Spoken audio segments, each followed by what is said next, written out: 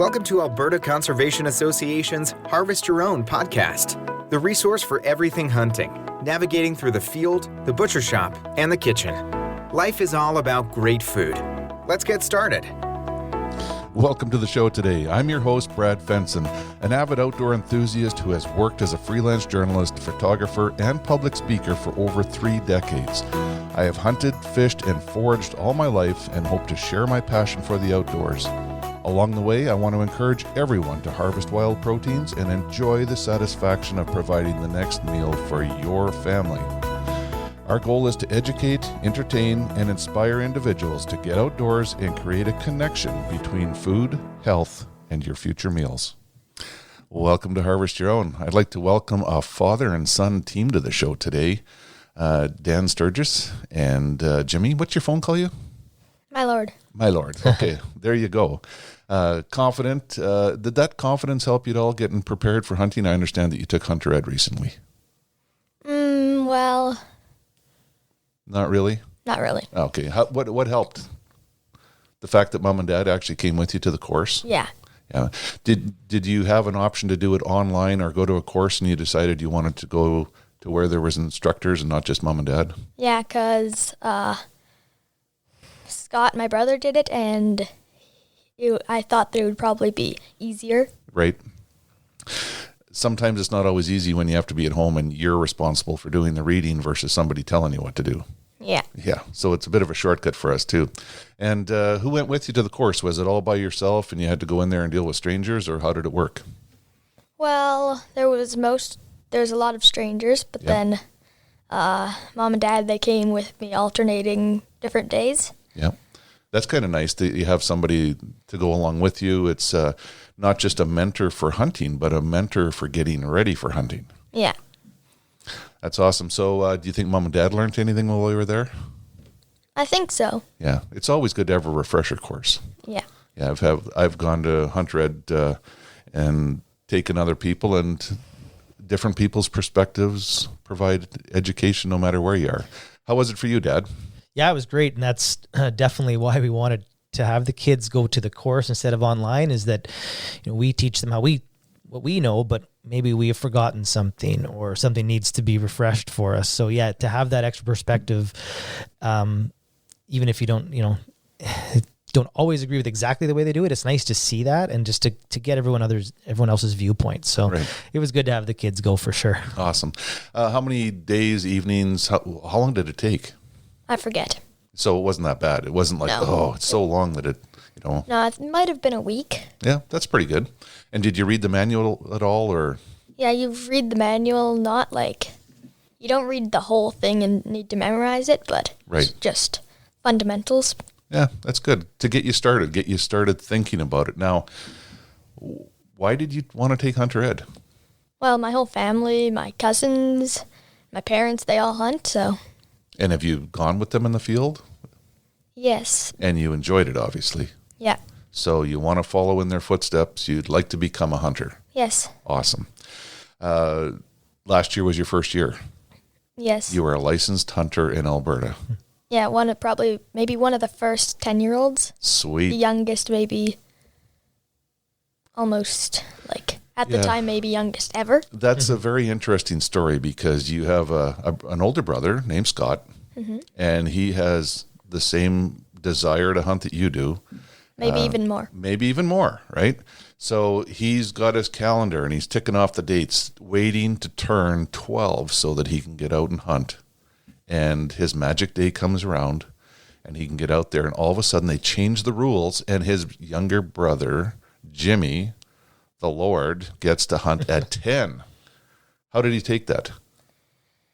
He was, I don't know, he wasn't angry, but he might have complained for a day or two. I think he felt a little cheated that he had to wait those extra 2 years, but also Jimmy only had the opportunity from 10 years old to hunt birds. So we did tell Scott that, don't worry, you can still hunt big game. Jim's still building up to that. Right. And the moral of the story, the reason I asked you about this is because both you are excited. It is about counting the days. It's not like someone's forcing you to take hunter ed and wanting to get you out in the field. You want to go. Yeah. Yeah. So did you get out last year? Yeah, I got out a couple times, and we went duck hunting. Yep. So once, like, I think it was me and Dad at the start. We went on an island. Right. And Scott and Mum, they went in the canoe. So the island, some of it was sinking because it was barely an island. Right. Some muskegee stuff. Yeah, so we put out some decoys. Yep. And we didn't get any when I was there, but then when we switched and I went with Mom in the canoe, Scott got one blue-winged teal, I think. Blue-winged teal, right. So tell me, young fella, first year out, did you have a 10-gauge shotgun, a 12-gauge? What were you using?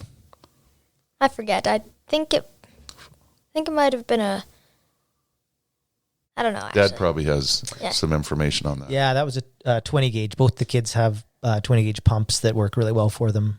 Right. Yeah. So that's part of the equation, is making sure you have the right equipment, not too much recoil, but still an effective pattern where you can get out and be successful. So last year was your first year. Did you get out and were you successful in the field? Yes, once at my uncle's land. So Scott, he had seen some grouse in this one spot. I'm not sure if he got one there. Right. But so we went there and we saw, I think we heard and saw one flying around in the trees. So we went down the hill and there was one just standing on a branch. I shot at it and I got him.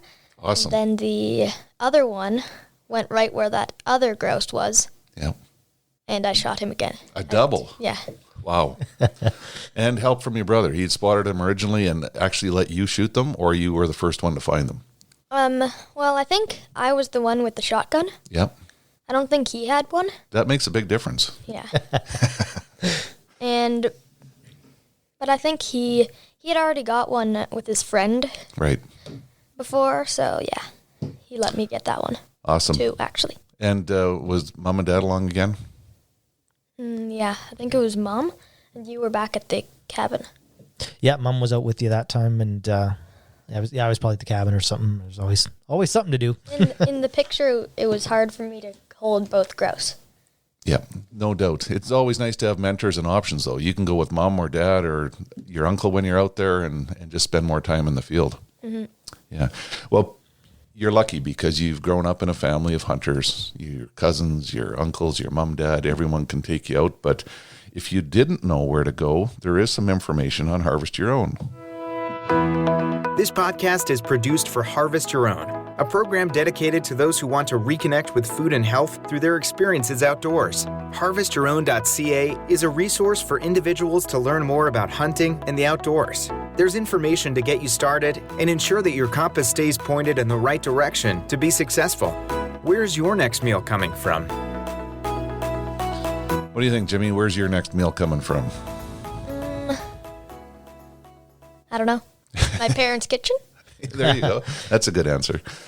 Dan, I've known you for years, and there's one thing that sticks out in my mind when we talk about hunting wild game and changing opinions, and it's probably like 8 or 10 years ago now. I got a phone call. It was cold, and you're like, you always offered to help with the moose if I got one. Are you prepared? Can I bring it over?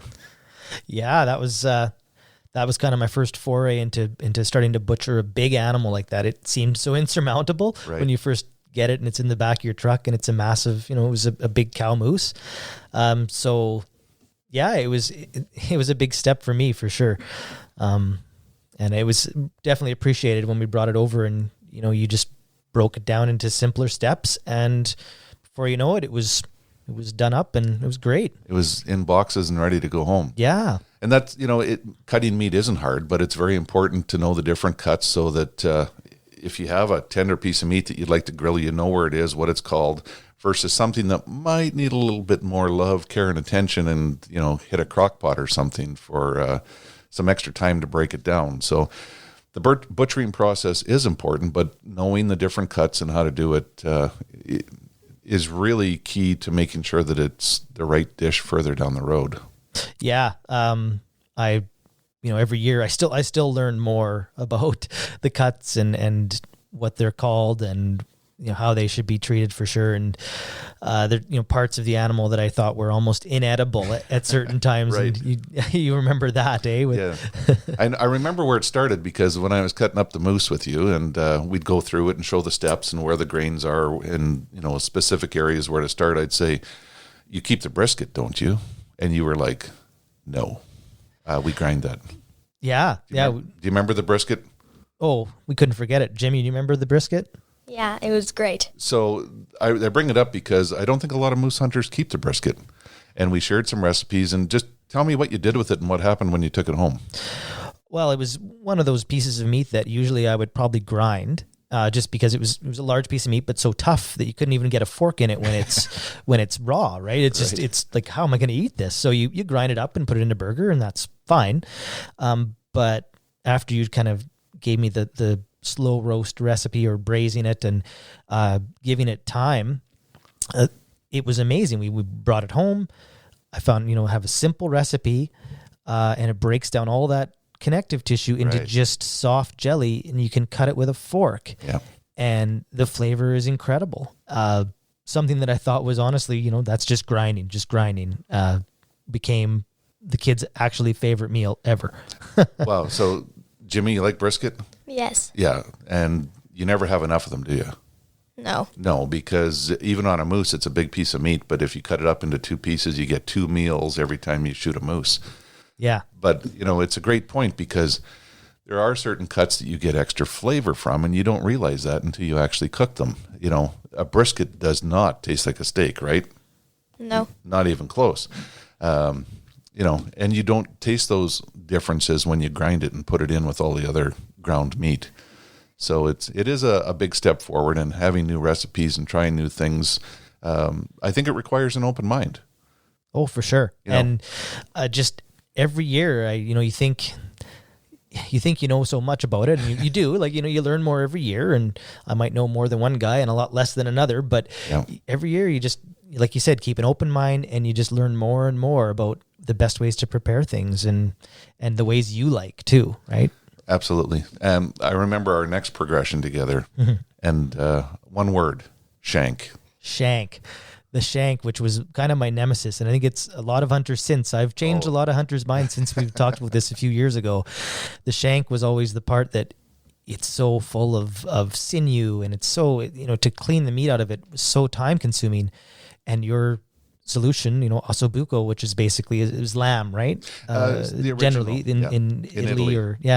And of just slow cooking it. And again, very much like the brisket, all that tendon just turns into jelly and softens up, and it's so delicious. And the amount of prep you have to do on the brisket is almost nothing. Or sorry, on the brisket, on the shank is almost nothing compared to what you used to have to do to try and get any meat out of it. Yeah. So efficient. And when you did spend all that time trying to break down a shank, you were never satisfied when you were done.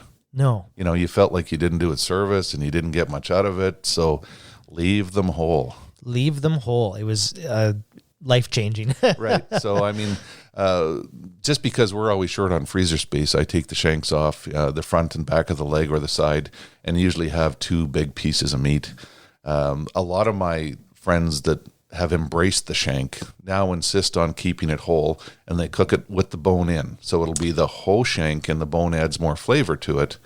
And some of them have gone as far to get a bandsaw and cut them into 2-inch discs and have the bone and stuff in there when they cook it, which is the original ossobuco recipe. It does add flavor, it does add character, but I don't think you have to have the bone in. It is character. It does add a little bit of flavor, but the bottom line is shank on its own is wonderful. Yeah, it is great. And I haven't tried it yet with the bone in. I may sometime. It's you end up cleaning a bandsaw or a recip saw, or however you're going to cut it up. You have to clean that saw out. And same with, what I've done with ribs now. I've used to cut them out with a saw, but now I debone the ribs and take the rib meat and do it as is, because I actually like it that way a little better. Yeah, and so many people overlook that, but wild game ribs are wonderful. Mm-hmm. Yeah, and they cook down. If you cook them like you would beef ribs or pork ribs, they're super tender, flavorful, and there's never enough. Yeah, exactly. Jimmy, what is your favorite all-time wild game? Probably elk. Elk. And is it a brisket or a steak or a hamburger?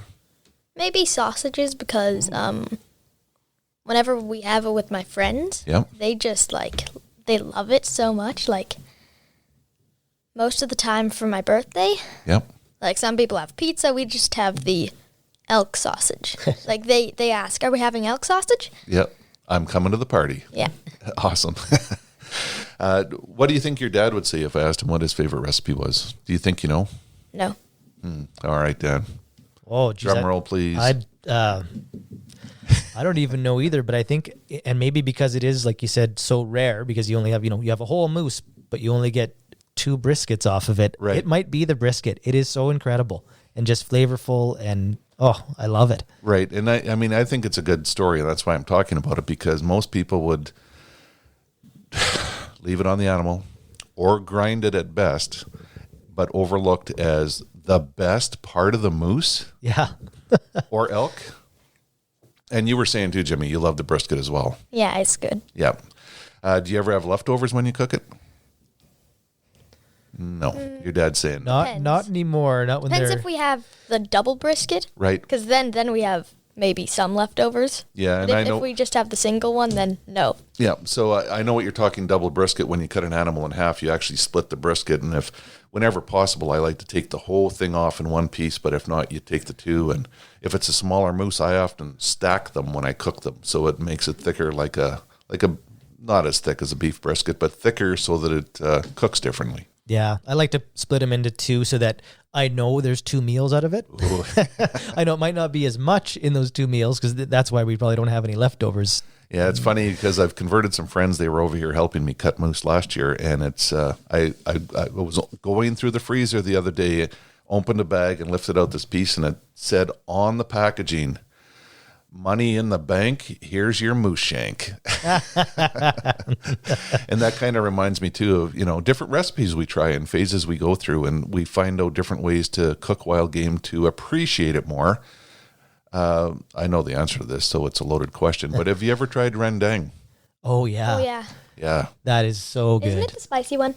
It's a bit spicy for the kids sometimes, but we've altered the recipe just to keep some of the hot chilies out of it and Right. just put paprika in instead. And it's so good. It's, you take a round roast or some other, a tougher cut, slice it thin and put it in for a long time in those rendang spices. It's that Indonesian curry yes. type. Yep. And it's Coconut so milk, good. and curries, and turmeric, and lemongrass, ginger, garlic. I saw your eyes light up, Yeah. Jimmy, when I mentioned it. So that's always good too, because as we progress, we find new recipes. I hear that you took things to the next level and actually did shank and rendang. Yeah. We decided we love the flavor of rendang. Yep. And we know it's a long, slow cooking process. So we said, well, why wouldn't it work with shank? And yeah, we gave it a try, and delicious flavors again. Worked just fine. It was great. The nice part about Alberta is we have a community where we can share this. Now, I got the rendang recipe from my sister-in-law, who was from Indonesia. So I feel like it's a very genuine traditional recipe, but it is listed on Harvest Your Own, and people can go there and find it and use it with any of the game that they do harvest. This podcast was made possible by Alberta Conservation Association and the Harvest Your Own community. If you're interested in harvesting your own food, there's a comprehensive collection of information to gain insight and knowledge. Head to the field, harvest your own protein, prepare it, and taste the results. HarvestYourOwn.ca is a library of information from getting started and geared up to processing, butchering, and cooking wild game to make the connection between health and food. Do you ever think of that, Jimmy, when you're eating an elk sausage, is that, oh, this is actually healthy for me? I should have 2 of those, Dad. No, I just think of the flavor. And that means even more, because it means that you're eating it for the right reason. It is good, and that should never be overlooked. Wild game is a treat. Mm-hmm. And most of us in the hunting community realize that, but a lot of people that have never had wild game don't see it that way. I mean, I married a lady who came from a family that never hunted. And her experiences with wild game was she'd go over to her friend's place, and their dad would cook deer, and he'd overcook it to the point where they all would watch as he turned his back to get something off the counter. They'd feed it to the dog under the table. So We feel quite different about having deer, elk, and moose in our freezers and appreciate it. But you have to learn, have a good mentor like your dad so he knows how to make elk sausages. And do you actually get involved in making sausage and stuff? Yeah, whenever we put it in the casing, Right. like me and Scott, we help. Yep. It's pretty fun because one of them cranks it, Yeah. and then the other one is waiting for like the length of the sausage and then starts spinning it so that it goes to the end. So are you the cranker or the linker? Both. We Take turns. take turns, yeah. Yeah, that's a good way to do it. They also are the tasters occasionally because as we're figuring out the spices, we always throw some in a frying pan before we Absolutely. get it in there just to make sure the spices are right. So they get to do that too. I think they enjoy that job as well. You know, I had Scott Lateseth on the show a couple episodes ago, and he had a great tip. And it's something I haven't done in the past, but he talks about knowing what the animal is before you cut it all up. So if you harvest a deer or you harvest a moose or an elk this year, you go to a piece of the backstrap or a piece of the sirloin and cut a little thin piece off, put some olive oil, salt, and pepper, throw it in the pan and try it. And know how tender it is before you cut it up so that you can mark them as, you know, this, you might have 3 deer in the freezer, but this one is AAA grade Sturgess deer. That's a great idea. Yeah. Right. Yeah. So we're entering a new hunting season. I've actually got you here today and keeping you from being out fishing, grouse hunting, collecting mushrooms or whatever a 10-year-old does. Not mushrooms. Not mushrooms. That was definite. Mm-hmm. Uh-huh. All right. What's your plans for the fall? Well, since I'm not going to be old enough to do big game hunting, Yep. I might just go out with the 20 gauge. Yep. And if we see any, like, maybe even rabbits, I might be able to shoot one. Good. Or some grouse. Even if I'm just going out with, like, mom or dad, and they're going for deer or elk. Yep. Yeah, then I can just, if there's the occasional grouse or rabbit. Grouse are a great bonus, aren't they? Yeah. Do you like grouse to eat? They're a little hard to eat because they run a lot. They run more than chickens. Right. So they're very lean and Yeah. got a little bit of extra fine bone in their leg and stuff to deal with. Yeah. Yes. And Dan, I understand that you guys have been blessed with the hunting draws this year. Yeah. Were we ever? I didn't quite expect it. I think I applied for more than I needed, but I don't intend to fill every tag, but it's nice to have choice when you're out there. I think that's what I enjoy. So we did get, I have 4 tags, I think, and Scott has 3 and Sheila has 4. So we've got a lot of potential. Right. And the reason I bring it up is because I heard you planning for this. It's not like, yeah, I got 4 tags this year. It's like, you know what? Scott's old enough. He's waited for years. This is a huge moment. He didn't get the draws, but I'm going to buy a partner license. Yeah, exactly. 'Cause, he got antlerless mule deer, antlerless elk, and then he'll have his general whitetail tag. But where we're going to be hunting, there's lots of antlered mule deer as well. So I have that tag, so I can just partner with them on it, which is excellent. Gives them all the opportunities Yes. to learn how to hunt, and that hard part of hunting, which is the shot. Right. And not all jurisdictions have that. So I think it's a great tool when you are trying to introduce somebody to hunting to keep them encouraged, enthused, give them more opportunity, and even more important, share your opportunity. I mean, we all wait a long time to draw a tag, but it doesn't sound like you have any regrets about signing up a partner if it's the right person to share the experience with. Yeah, I'm really looking forward to the opportunities this year. I know last year when we hunted, we didn't have the tags, and for him to be able to shoot shoot a mule deer, which we saw a lot of mule deer, but we didn't have the tags. Right. So this year, to give him all those opportunities, and he can be comfortable with the timing and take his shot when he's happy, that'll be excellent. Just Right. to have that. You do need the extra time. Tell me what you do to prepare when you take a 12-year-old out on a big game hunt. What do you have for equipment?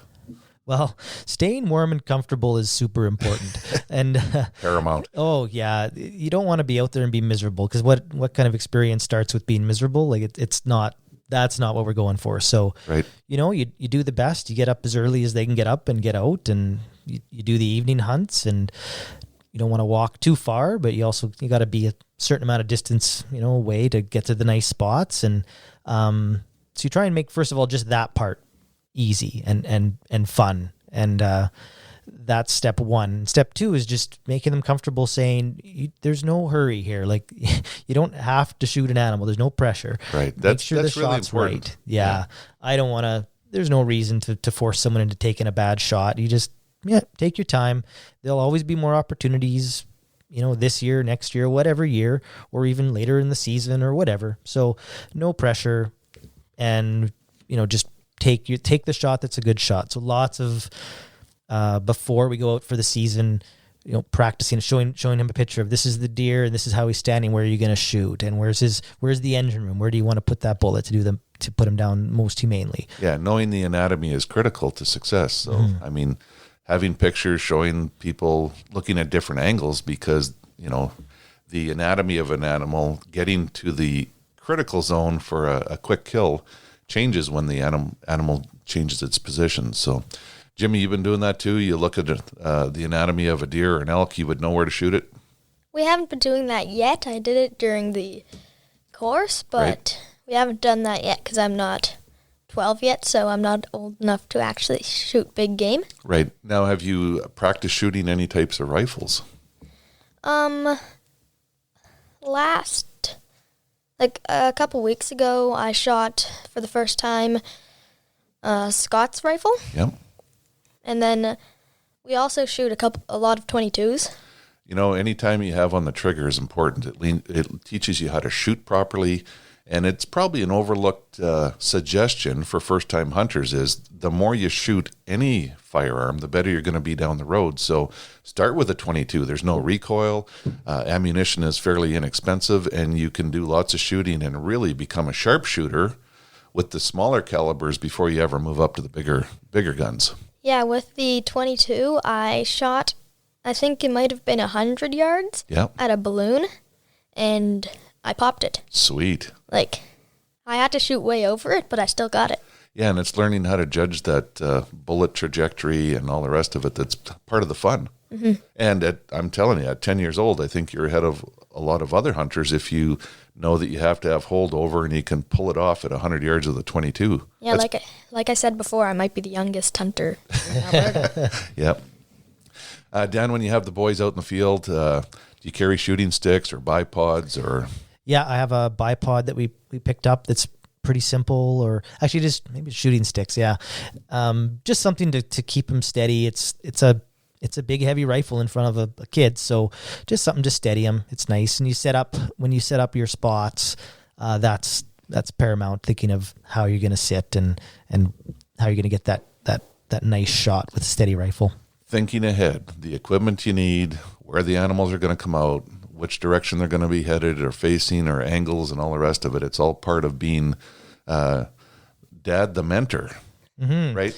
Because for guys like you and me, some of it I think is second nature. We just we know what we're doing, but we never stop to think about it. Like if I had to write a manual for one of the boys here to be successful today, what are all the steps? And you'd be like, whoa, like there's a lot of things that run through my mind when I'm doing this that are hard to share because you just take it for granted. Yeah, it's been so internalized over the years that you forget the steps that you had to learn along the way. Right. I know last year was one of the good things we did is we saw lots of mule deer, and Scott would, I'd say, well, practice where you're going to hold the rifle on them. Like where are you going to, so it's not something you can shoot, but you're not pulling the trigger. You're just put him in your scope. See how how would you put him in the scope? How would you stop that deer from walking if you need him to stop to make your shot? So It was good practice for sure.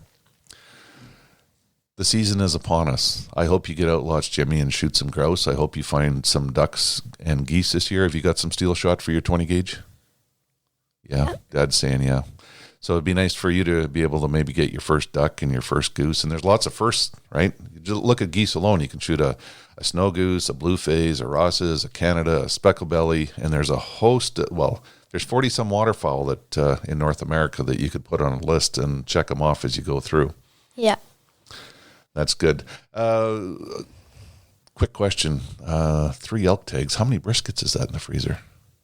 I think that's 6. Ooh, yeah. That's, I can see you mouth watering already. And a lot of elk sausages. Yeah. I'd like to thank both Jimmy and Dan for coming in today and sharing your experiences and your enthusiasm and your interest in hunting, and actually sharing a lot of information that'll help a lot of people that are thinking about getting into this, but maybe their parents don't hunt, or they don't know where to start with the kids, or what we should do to get started. Getting out with the 22s and the pellet guns and do all that stuff for years ahead of time is very important to be successful when you actually get out there. Mm-hmm. Obviously, when you took a beat on that grouse last year, you were shooting straight and accurate. Yeah, both of them. Awesome. Well, thanks for coming in today. We appreciate very much, and we'll see you outside in the outdoors here. You betcha. Yes, Thanks, yeah. Brad. We hope to inspire people to reconnect with nature and appreciate where your food comes from by harvesting your own.